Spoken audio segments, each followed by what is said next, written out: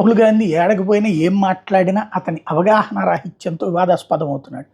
ఏదైతే Colombian coffee తయారు చేసే పద్ధతి చాలా బాగుంది, అచ్చం మన ఇండియాలో నీలగిరి, కొడుగు, వాయనాడులో చేసిన కాఫీ లాగానే ఉందంటూ మొన్న 4 రోజుల పర్యటనలో రాహుల్ మాట్లాడితే దీని మీద ఇప్పుడు నెటిజన్స్ ప్రశ్నిస్తున్నారు.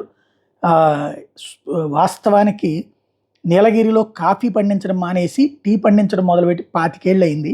ఆయనకి ఆ విషయం తెలియదు. వాస్తవంగా మద్రాస్ కాఫీ ఇవన్నీ హంబక్కు. అదే సందర్భంలో మద్రాస్ కాఫీ అని చెన్నై కాఫీ అని ఇవన్నీ హంబక్ది, అక్కడ పండించట్లేదు అన్నది అది రాహుల్ గాంధీకి తెలియదు, జనానికి కూడా తెలియదు.